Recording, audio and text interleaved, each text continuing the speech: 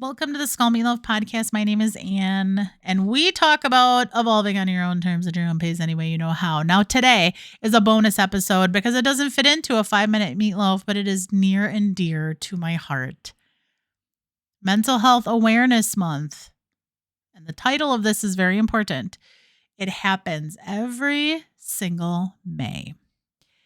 Now, I wondered if I was started this as a 5-minute meatloaf, thinking about history, education, resources. Now, what I realized is no, I want a bonus episode because this is very important.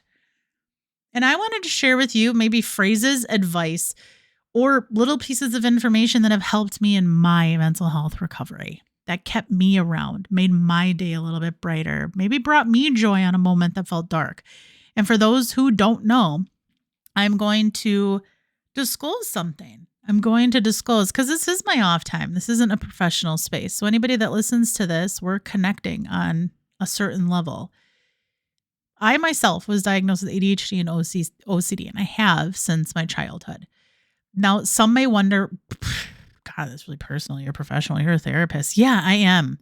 And I am also an educator and a supervisor. And I am in mental health recovery. And I am evolving alongside those that I work with.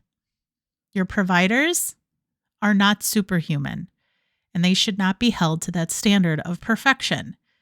Because being a therapist doesn't mean I have all the answers, and it doesn't mean that I'm not going through things. It doesn't mean I don't struggle or I haven't.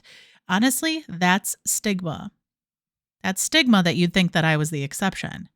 Now, my ethics are I go through things, but it doesn't affect or reach my patients in a negative way. If it does, then I have to ask myself, should I go in today? Should I be doing this or otherwise? But I always make sure if it will reach my patients, then it's an ethical thing. And at this point, it has not. In fact, I do believe my mental health recovery is something that's helped. Being a survivor of suicide after losing my brother has helped. But please don't think that your therapists don't get to be human, that your parents don't get to be, your educators, your leaders. Because mental health diagnoses, mental health affects everybody. Whether it's happening to you or somebody in your family, or you've observed a friend or somebody that you know, it's a medical diagnostic that affects your body and your brain, like diabetes and autoimmune disorders. So I want to take some time. That mental health awareness is also how impacted we are all by it. So I'm going to have you take some time to listen. Here's some things people have said to me during my mental health recovery that have helped. And then I'm going to move into things that I have found helpful. So I have right now, You Matter as the title. I repeat it every May and every day. I have it on the top of my website. You matter. You matter. You matter. I'm saying it over and over again because you're just listening to me and you've probably heard it and you're brushing it to the back, but I want you to sit with that. Do you understand that you matter? You may not see it in the moment right now, but something that someone said to me is, just meeting you right now was enough to change my chemistry forever. We're social animals, you guys. We thrive off connection. So where in any capacity do you think just by not meeting somebody, having an interaction is enough? It is. It is enough. Now, something someone said to me at the beginning of a traumatic experience, they said, it wasn't your fault, and it isn't your fault. I need those of you recovering from any traumatic event. You might be minimizing it right now, saying, well, it's not as bad as this, or maybe it's not this. It is threat or perceived threat. Perceived threat. And I need you to know it's not your fault. Nobody asked for that. And years later in my adulthood, after that traumatic set experience, somebody said to me, yes, it wasn't and is not your fault, yet now, whether it's fair or not, you are accountable to hear it. You are accountable to not only hear it, but heal it. And stop blaming and start evolving. That one's tough. It's not our fault, yet we're accountable to heal it. The next one is from Doctor Who. I've actually made a post about it. But he had said, in 900 years in time and space, I've never met anybody who wasn't important before. Now, I need you to know I have not met anybody who wasn't important. So even though that comes from movie/show or media, it doesn't matter. It impacted me. I think we minimize ourselves. But the point is that we hold purpose. We're looking for some grand purpose where we end up in books. Why is existing not enough? The next one is very important. This is when I was very young. It was from a supervisor. She said, you get to be strong and tired. I was saying, I'm just so tired. You get to be strong and tired. They were fighting with each other. It's kind of like DBT where we say yes and. They're not mutually exclusive. That's perfectionistic thinking or even thinking traps with all or nothing thinking, etc. Keeping into two sides. It's either good or bad, or it's this or that. No, you can be strong and tired. And good people can do bad things and bad people can do good things. Ands. Change your butts to ands. It's beneficial. Now, the next one is you are enough. This is enough. And sitting with that word enough. Not just saying it like you hear on social media, like, yeah, okay, we're enough. Sit with it. You're enough. The next one is my mom. My 18th birthday, we went out for pizza and I asked her, I was talking about my siblings and everything that we were doing, my brother, my sister, and I said, who do you think in our family gets it, right? Just gets life. What do you think about life? And she went through everybody in the family and she got to me. She goes, you get it, this whole life thing, but you expect everybody to think the way you do. Now that was very helpful to open my eyes. To allow other people onto the emotional bookshelf, that not everybody needs to think. That's idealism. It's very normal for teenagers and young adults, but if you don't grow out of it, that you think everybody needs to act or think the way you do, you are stuck. The next one is from my father. He said, humility is a powerful protective factor. Thanks, Dad. You are not responsible for it, but you are accountable to it. This one hit me so hard, my head spun. You are not responsible for it, but you're accountable to it now. Brilliant. The next one is a spinoff of a famous quote, but my mom used to say, no one can make you feel any way you won't allow yourself to feel. It was a way of taking ownership, right? Locus of control at a young age. If she tried telling me about locus of control when I was in middle school, I think I would have looked at her with, cross-eyed probably. Martin Luther King Jr.'s famous quote always stuck with me. Darkness cannot drive out darkness. Only light can do that. Hate cannot drive out hate. Only love can do that. Somebody that I was dating, and actually we didn't go on many dates, but he said something that was extremely important to me. Really liked me. Nice guy, to be honest. He says he looked at me at a coffee shop. He looked me dead in the eye and he said, you have created a mind fuck maze that not even you can find your way out of yet. And then he got up and left and I never saw him again. Honestly, that was an extremely important thing because I was calculating and protecting and in survival mode for so much. And he was like, dude, I can't help you if you don't want to help yourself. Right? It's a very important thing. You need people who call you on your shit. Now, here's another person. This was one of my best friends. He looked at me again across at a restaurant. He said to me, he was in awe that I was talking about power and control and all these different things around the same time, to be honest. And he had looked at me and he said, you don't have the power to control others. They make decisions and you're just witness to it. What makes you think you control others? How they think, what they do. That was kind of focusing on self-fulfilling prophecies, right? He said, they make decisions and you just are a witness to it. Brilliant. True. By the way, find friends that call you on your shit. And if you don't got them, you can call me.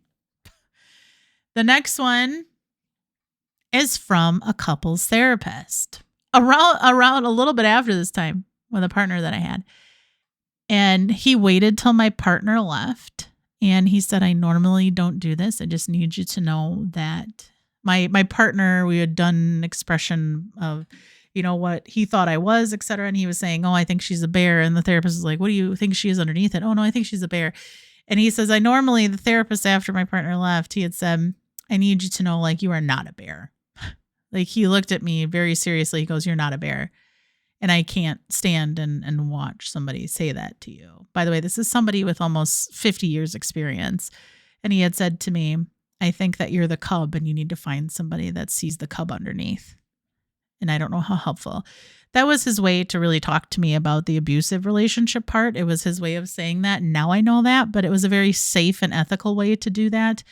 And from someone that had a lot of experience, it was very important because I left that feeling moved. I observed, I considered it, I thought about it.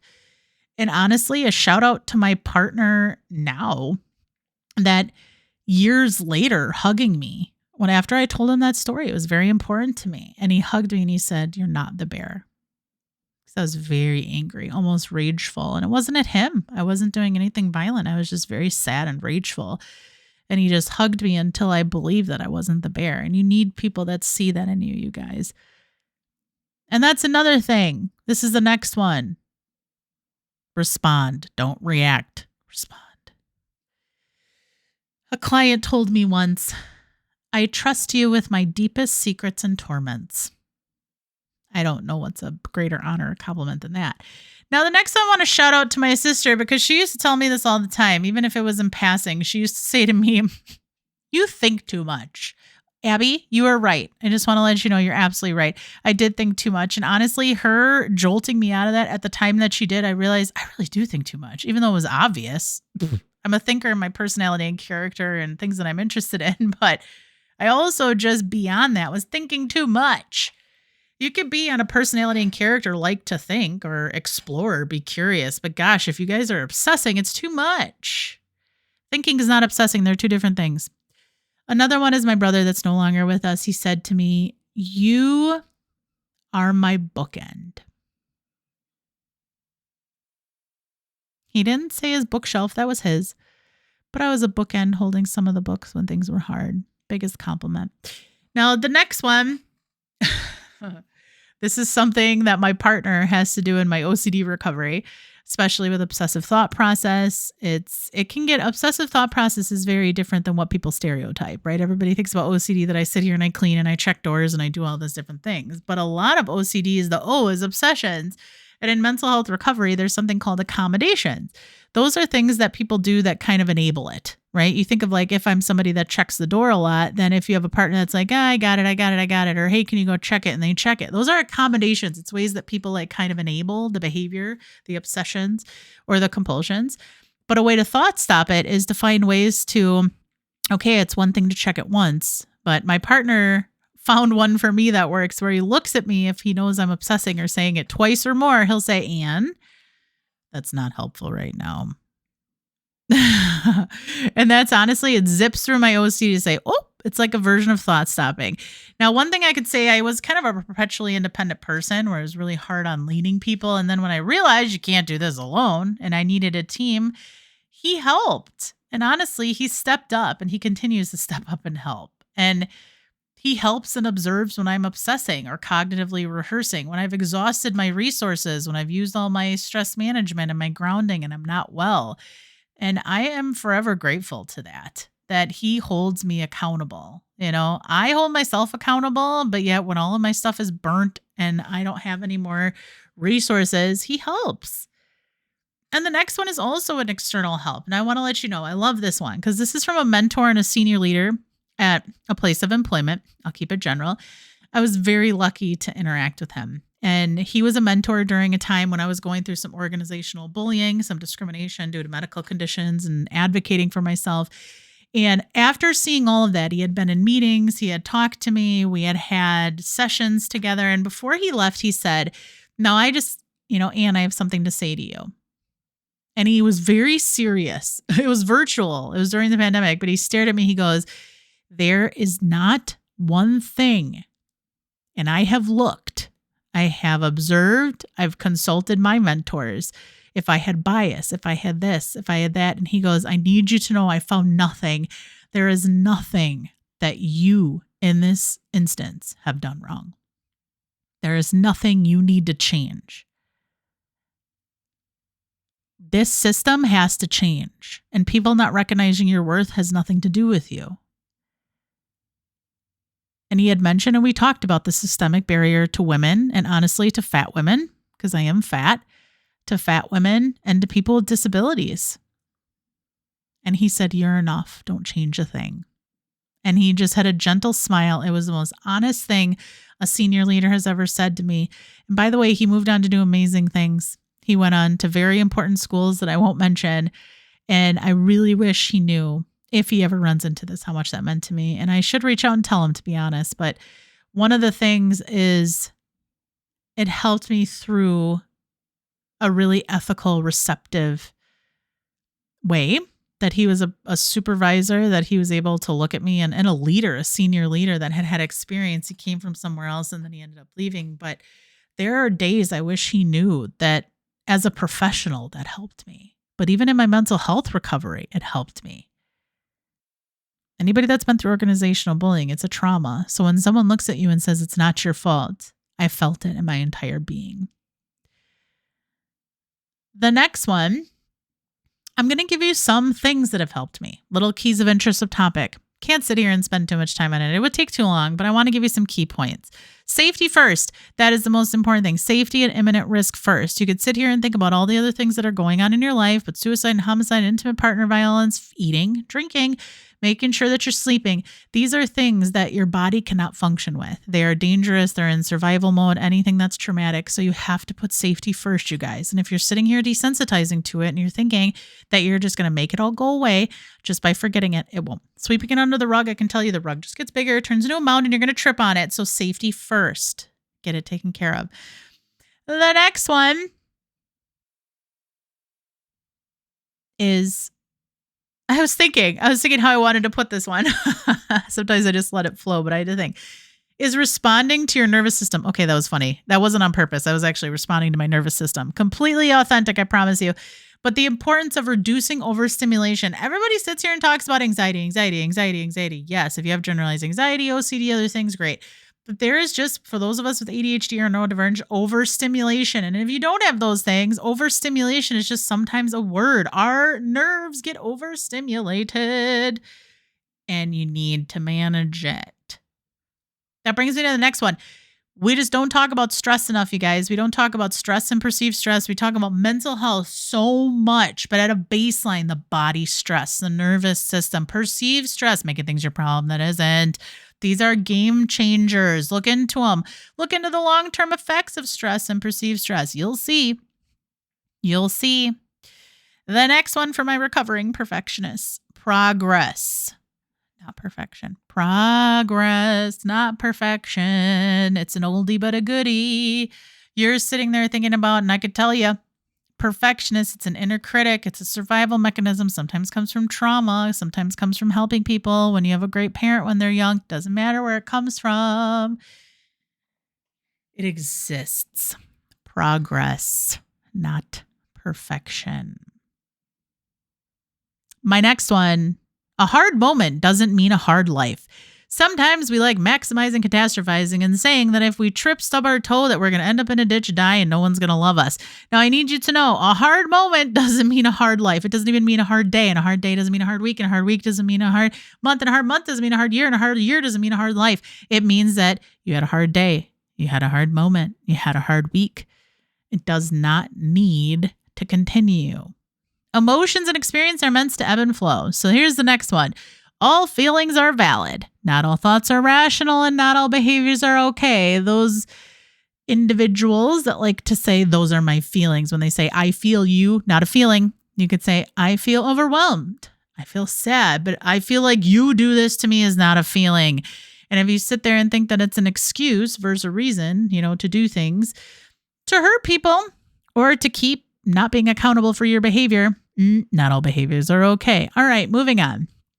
The next one, just take the next step. Those of you obsessing about the whole staircase and the trajectory that the staircase is going, how big the staircase is and how wide it is, and if there's things you can put your hands on and how tall it is, just take the next step. The next one I use often, choose yourself wisely. Now, as I sum up, I want to let you know how brave all of you are, how proud I am to evolve alongside you. And I'm so happy you're still here with us because did you know that most people will admit that they've at least had one thought of not being here? And I'm really glad that you are. Mental health awareness is recognizing that you matter. Your feelings are valid. Your pain is something you experience. Trauma is something that is not your fault. Yet now we're accountable to heal it. And like I said, I'm here to evolve alongside you. And with that being said, take care of yourselves, take care of each other, and happy Mental Health Awareness Month from me to you, and evolve and heal on, my friends.